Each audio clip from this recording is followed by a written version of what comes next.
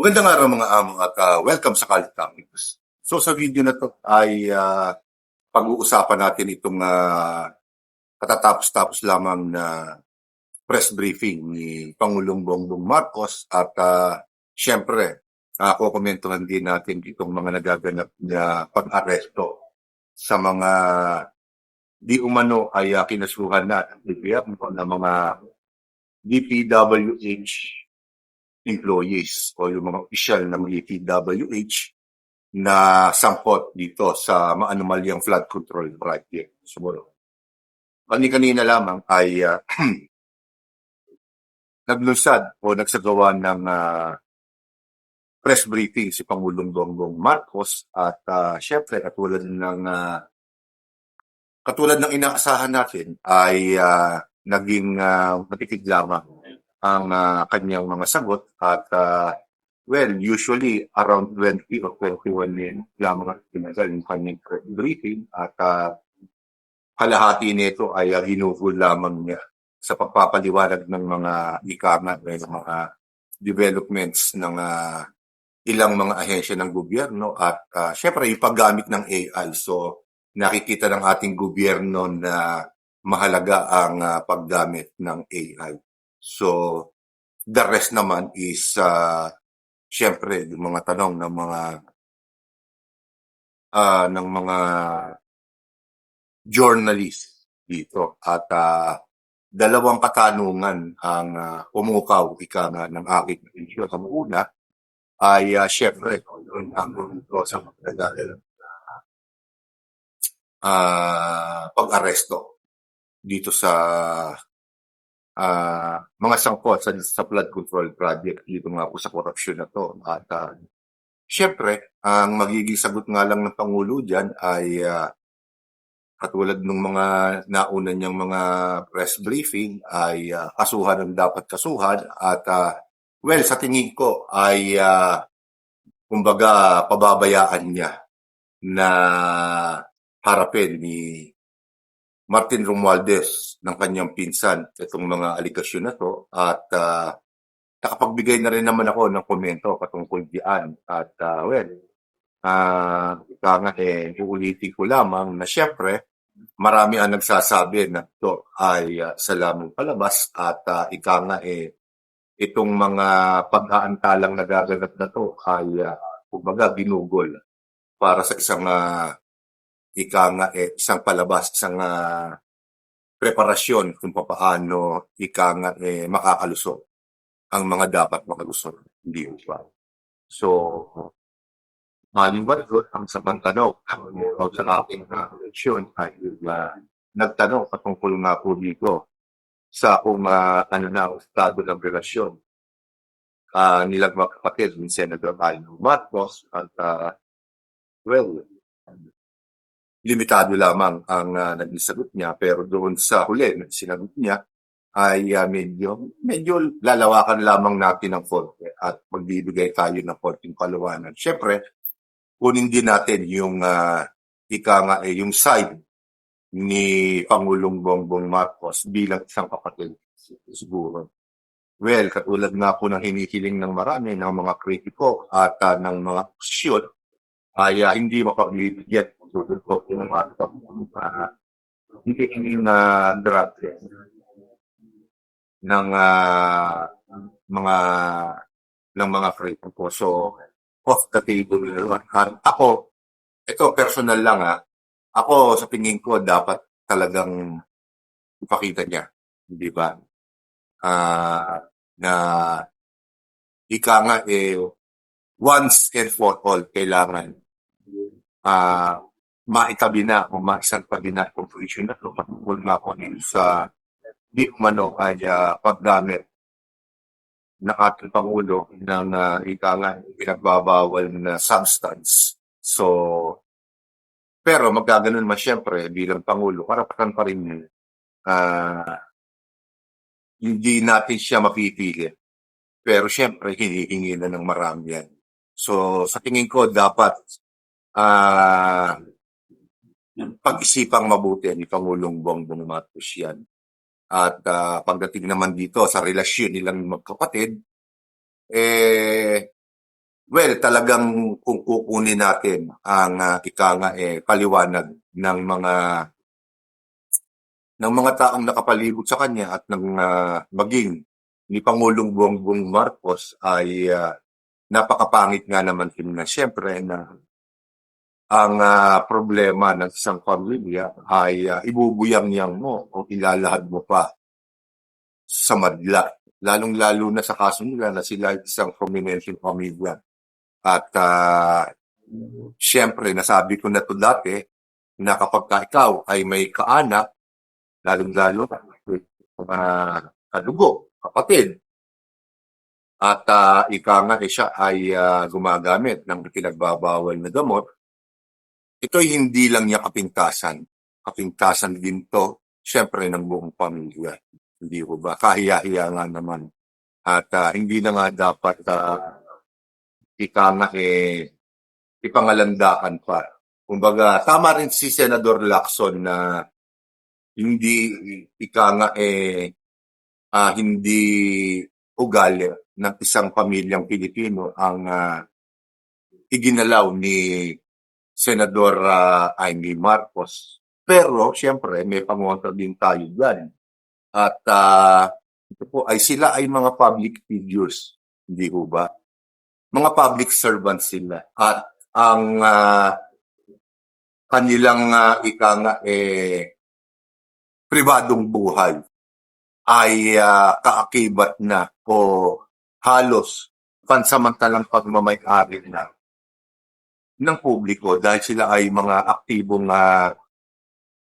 tagapaglikod ng pamahalaan. So, ang interest ng nakararami pa rin ang dapat na manakit. At kung sa opinyon o may pagdududa na talagang may katotohanan ito, tungkulin lamang dapat ng inaakusahan na patunayan na ito ay hindi totoo, hindi ba? At mangyayari lamang po yan kung magkakaroon nga po ng isang ika nga transparent na pagsusuri kay Pangulong Bongbong Marcos.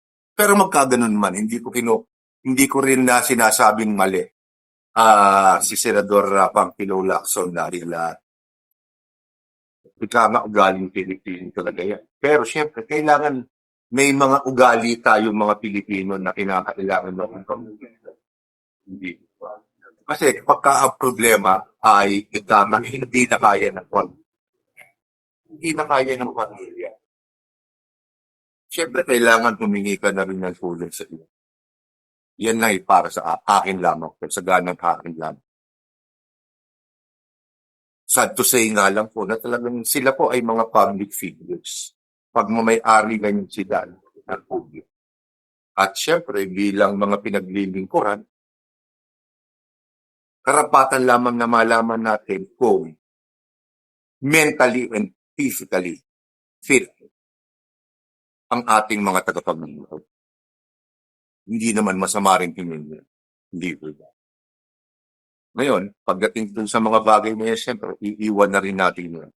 Iiwan na rin natin yan sa sa kapalaran. Hindi po ba? Ito ay mapagbibigyan o kung papaano. Pero siyempre, hangad pa rin ng marami na mag-usa na si Pangulong Bongbong Marcos na magpa-drug-post.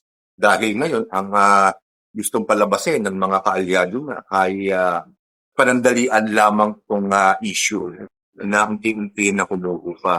Yun ang paliwanag. Pero nakararami pa rin sa mga Pilipino na kanilang pinaglilingkuran ay nais pa rin malaman ng katotohanan. At hindi po ba, sabi nga nila, the truth shall set you free. Hindi pa ba? So, dito naman tayo sa ikalawang paksa na ating bibigyan ng komento. At patungkol nga po ito dito sa mga nagaganap na pag-aresto. Saan siyempre marami ang nagtataka sa Madang Tuwang kung bakit ang mga inuna ay yung mga tao maliliit. Ika nga, yung mga taga-DWH, mga opisyal, official ng DPWH na lumipad. Ah, mga official ng DPWH na ika nga dali lang at may lumilipad. Hay nako, buset. Ika nga, atensyon na kayo, may lumilipad ng insekto, baka pumasok sa tenga ko eh. So, nahuli ko na. Dali lang Ah, ah, ah.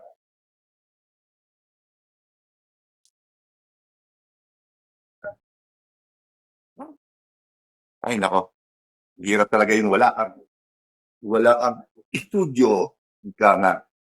So, wala na tuloy ako. Teka, dun nga po pala tayo. So, marami nagtataka. Sama na rin ng inyong code kung bakit yung mga taga-DPWH na mga inuunang ngayong aresto din ng ating gobyerno. At bakit hindi inaaresto itong mga kongresista na sangkot, diba? Sangkot dito sa mga anomalya flood control projects. Naturalmente, ang kakatwiran nila, kailangan airtight, ika nga. Airtight ang kaso. Pero nakataka naman ako, bakit dito sa mga taga-DPWH, sa mga empleyado o mga opisyal ng DPWH ay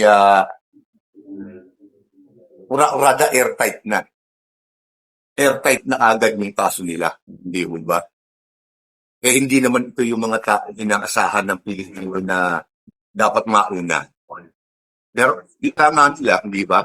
Unang batch pa lamang to. At, well, bigyan na rin natin ng papuri. Hindi ko ba? Bigyan na rin natin ng papuri itong mga ginagawang hakbang ng ating gobyerno dahil nga naman nag-aaresto na sila. Pero siguro sa aking palagay, tinatansya nila kung ika nga nasasatisfy nila yung demand ng masa para sa hustisya. Pero uunahan ko na sila. Siyempre, ang inaasahan po ng maraming Pilipino ay mga matataas na politiko ang maaresto na. At bali-balita pa, may mga ilang official daw ng SunWest na kung saan ito ay pagmamayari ni Saldico ay nakalabas na ng bansa. So, medyo makupan. Ika nga, yung mga may kwarta, yung mga may koleksyon, yun ang naunang makatakas at yung mga simpleng empleyado lamang na sigurado ako barya-barya lang ang nakulimbat ang inuuna nila. At syempre, wala rin naman itong mga tao na itong kakayahan na makatakbo sa ibang bansa. At kung meron man, hindi sila makapagtatago ng matagal dahil barya-barya lang naman talaga ang nakuha ng mga halatang-halata naman. Hindi ba? Hindi kapares ng mga kongresista, ng mga senador na daang milyon, bilyon-bilyon ang nakuha, anytime, makakalabas sila ng bansa. So, siguro, antayin natin sa mga susunod na mga araw. At syempre, inaantay natin yung December 15 na sinasabi nila na may mga na opisyal ng ating gobyerno ang magpapasko sa kulungan. Hindi ba? Hindi pa natin nakakalimutan yan. O baka naman kayo ay nakakalimutan na. Hindi ba? So, hintayin natin kung ano ang mga magiging kaganapan. Kasi ako, medyo hindi ako satisfied. Pero at least, hindi ba, sabi nga nila, inuumpisahan na. At malamang, bukas o mamaya, pagliwanag ay may magtanong ng mga journalist sa kanila at sabihin na parang hindi ito yung mga taong inaasahan natin unang maaaresto at ang siyempre magiging reply nila isa pa lamang po. At di ba, inaayos pa lang yung mga kaso para maging airtight. Ika nga. So, tingnan natin mga amo kung ano ang susunod na kabanata. So, dito ko muna tatapusin ang video na to at Sa susunod ko pa po mga video ay ibang paksa naman po ang ating tatalakayin. So maraming salamat po sa inyong lahat at magandang araw, Chris.